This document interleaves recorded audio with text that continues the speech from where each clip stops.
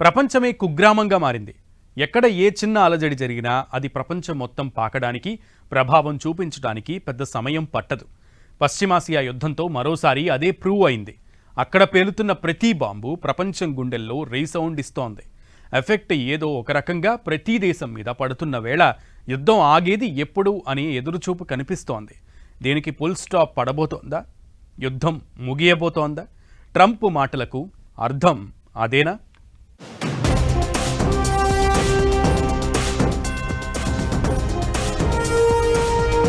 ఓవైపు ఆయుధ నిల్వలు, యుద్ధ సామర్థ్యంపై చర్చలు, మరోవైపు కీలక దేశాల మధ్య దౌత్య ప్రయత్నాలు. మిడిల్ ఈస్ట్ యుద్ధానికి ఫుల్ స్టాప్ పడబోతోందా?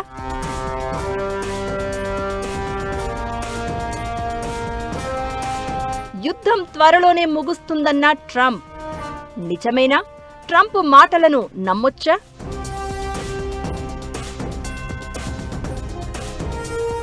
యుద్ధం ఆగే పరిస్థితి పశ్చిమాసియాలో ఉందా?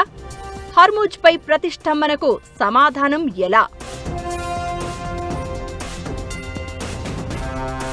పశ్చిమాసియాను కుదిపేస్తున్న యుద్ధ మేఘాలు క్రమంగా తొలగిపోతున్నాయా అంటే అలానే ఉన్నాయి పరిస్థితులు. నెలలుగా కొనసాగుతున్న అమెరికా ఇరాన్ ఘర్షణకు తెరపడే సంకేతాలు కనిపిస్తున్నాయి. ఓవైపు ఆయుధ నిల్వలు, యుద్ధ సామర్థ్యంపై చర్చలు సాగుతూ ఉండగా, మరోవైపు కీలక దేశాల మధ్య దౌత్య ప్రయత్నాలు వేగం పుంజుకోవడం ఆసక్తిని రేపుతోంది. ఇలాంటి తరుణంలో అమెరికా అధ్యక్షుడు ట్రంప్ కీలక వ్యాఖ్యలు చేశారు. ఇరాన్తో కొనసాగుతున్న యుద్ధం చాలా త్వరలోనే ముగుస్తుందని భావిస్తున్నాను అని అన్నారు. ఇరాన్ ఈ యుద్ధాన్ని ఎక్కువ కాలం కొనసాగించే పరిస్థితిలో లేదని వ్యాఖ్యలు చేశారు. క్షిపణుల నిల్వలపై వస్తున్న ప్రశ్నలపైన ట్రంప్ స్పందించారు. కొన్ని అత్యంత శక్తివంతమైన ఆయుధాలు తమ దగ్గర భారీగా ఉన్నాయని, మరికొన్ని ఆయుధాల నిల్వలు పరిమితంగా ఉన్నాయని అంగీకరించారు. అయితే అమెరికా సైన్యం మాత్రం చాలా మంచి స్థితిలోనే ఉందని స్పష్టం చేశారు. ఇరాన్తో నెలలుగా సాగిన యుద్ధంలో అమెరికా సైన్యం దీర్ఘశ్రేణి క్షిపణుల నిల్వలను భారీగా వినియోగించిందనే ప్రచారం జరిగింది. దీంతో ఆయుధాల లభ్యతపై చర్చ మొదలైంది. అయితే ఆయుధాల కొరతను అధిగమించేందుకు అమెరికా రక్షణ సంస్థలు కొత్త తయారీ కేంద్రాలను ఏర్పాటు చేస్తున్నాయని ట్రంప్ తెలిపారు. పేట్రియాట్, టామహక్ క్షిపణుల ఉత్పత్తిని పెంచుతున్నట్లు తెలిపారు. అంతర్జాతీయ ఆంక్షలు, సైనిక ఒత్తిడి కారణంగా ఇరాన్ ఇక ఏమాత్రమూ ఈ ఉద్రిక్తతలను కొనసాగించలేదని అన్నారు. ప్రపంచ ఇంధన రవాణాకు అత్యంత కీలకమైన హర్ముజ్ మళ్లీ ప్రారంభించడంపై రెండు దేశాల మధ్య జరుగుతున్న చర్చలపై ఆశాభావం వ్యక్తం చేశారు.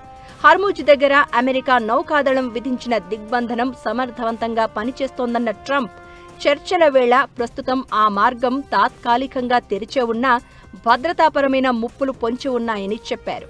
ఇరాన్తో జరిగే చర్చల్లో తాను స్వయంగా భాగస్వామిని అవుతున్నాను అని, త్వరలోనే ఒక సానుకూలమైన ఒప్పందం కుదిరే అవకాశం ఉందని తెలిపారు. ఇకటు ఇరాన్ యుద్ధం కొనసాగించే పరిస్థితుల్లో లేదన్న ట్రంప్ వ్యాఖ్యలపై టెహ్రాన్ తీవ్రంగా రియాక్ట్ అయింది.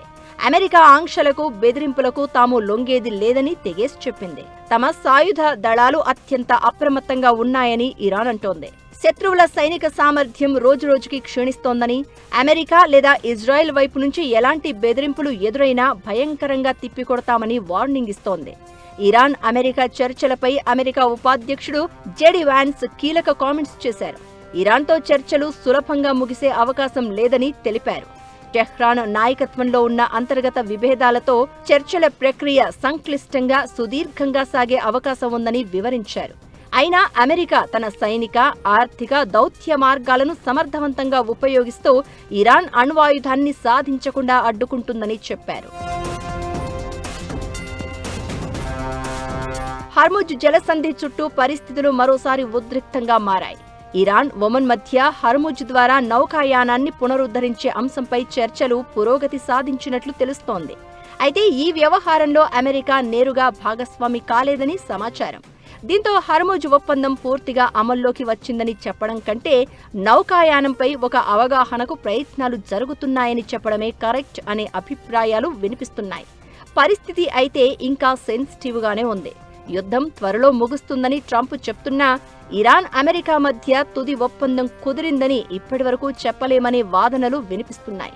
మరీ ముఖ్యంగా అణు కార్యక్రమం, హర్ముజ్ జలసంధి, ఆంక్షలు, భద్రతా హామీల్లాంటి అంశాలు పరిష్కారం కావాల్సి ఉంది. దీంతో రాబోయే రోజుల్లో చర్చలు ఏ దిశగా సాగుతాయో, హర్ముజ్లో నౌకాయానం సాధారణ స్థితికి వస్తుందో లేదో ప్రపంచ దేశాలు ఆసక్తిగా గమనిస్తున్నాయి.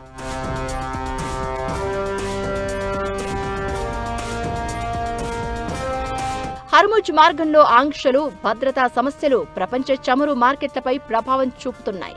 అమెరికా, ఇరాన్ ఘర్షణ పూర్తిగా చల్లారకపోయినా ప్రాంతంలోని ఇతర దేశాల్లో ఉద్రిక్త పరిస్థితులు కొనసాగుతున్నాయి. హౌతీలు మళ్లీ రెచ్చిపోతున్నారు. యెమెన్లో జరిపిన దాడుల్లో 18 మంది సైనికులు చనిపోగా సౌదీ అరేబియాలోనూ అటాక్ చేశారు. లెబనాన్, ఇజ్రాయెల్ మధ్య రోమ్లో జరిగిన చర్చలు ముగిశాయి.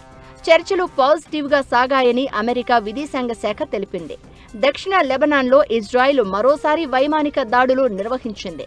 కాల్పుల విరమణ చర్చలు పక్కకు జరిగిన సమయంలో ఈ దాడులు జరగడం కీలకంగా మారింది.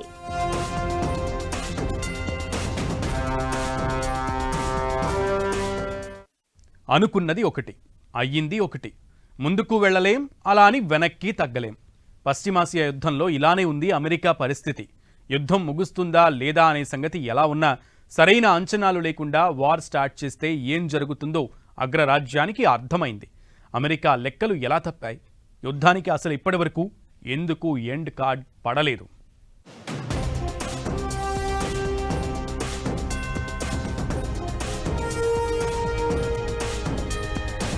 అమెరికా, ఇజ్రాయెల్ సంయుక్త దాడులతో ఫిబ్రవరిలో యుద్ధం మొదలైంది.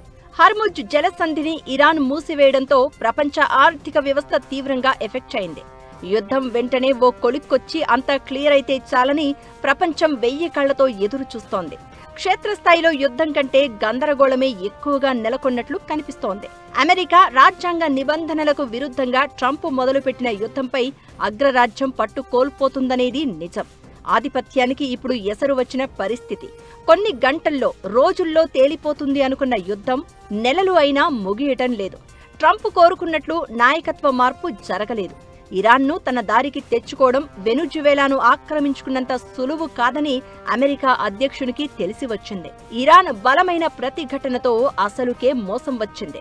యుద్ధం ముందుకు వెనుకకు కదలని ప్రతిష్టంభన ఏర్పడింది. యుద్ధం మొదలు పెట్టడం, క్లోజ్ చేయడం తమ చేతుల్లోనే ఉందనేది అమెరికా ధోరణి. అయితే ఇరాన్పై వార్ అయితే స్టార్ట్ చేసింది, కానీ ముగింపు తెలియటం లేదు.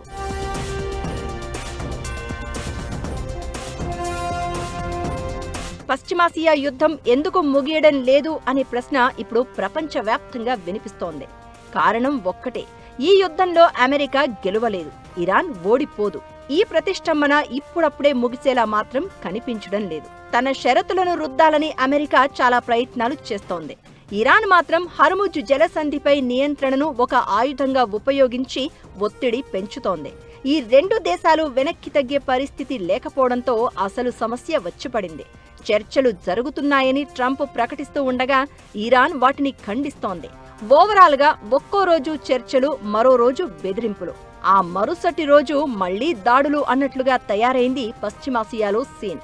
ఇలాంటి తరుణంలో యుద్ధం త్వరలోనే ముగుస్తుందనే ట్రంప్ మాటలు నమ్మశక్యంగా కనిపించడం లేదు అనేది మరికొందరి వాదన. యుద్ధం ముగిసింది, ముగుస్తుంది అని ట్రంప్ చెప్పడం ఇదేం మొదటిసారి కాదు. దీంతో యుద్ధానికి శాశ్వతంగా ముగింపు పలికే దౌత్యపరమైన చొరవకు ప్రపంచ దేశాలు ఇదే అదునుగా భావించాలి. పశ్చిమాసియాకు పరిమితమైన ఈ యుద్ధం అదుపు తప్పి మరో ప్రపంచ యుద్ధంగా మారకముందే ప్రయత్నాలు చేయాల్సిన అవసరం ఉంది అనే వాదనలు వినిపిస్తున్నాయి.